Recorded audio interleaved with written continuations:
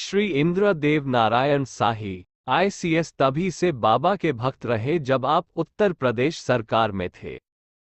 बाद में आप केंद्र में बुला लिए गए और दिल्ली में रहने लगे। ये घटना उनके दिल्ली निवास काल की है। आप बाबा के पुराने भक्तों में रहे और आपने कैथी में कुछ कमरों के निर्माण में अपना आर्थिक सहयोग भी दिया।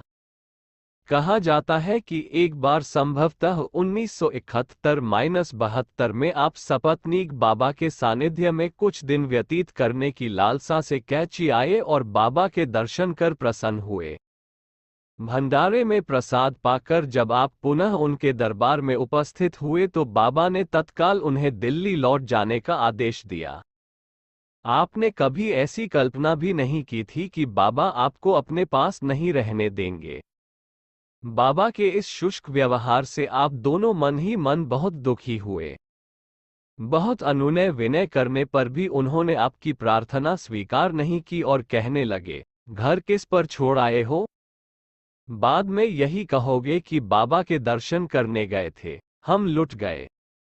आपने बाबा को समझाया कि आप घर की देखभाल का भार अपने एक विश्वसनीय सेवक पर छोड़कर आए हैं, पर उन्होंने आपकी बात नहीं मानी।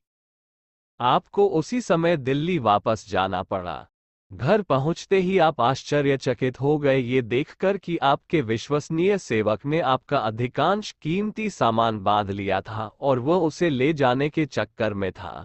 बाबा की कृपा से वह रंगे हाथ पकड़ा गया। इस घटना से आप लोगों की आंखें खुल गईं और आप उनकी भक्त वत्सलता पर मुग्ध हो गए। आपको ग्लानि हुई कि आप नादानी के कारण बाबा के व्यवहार से घर पहुंचने तक दुखी रहे।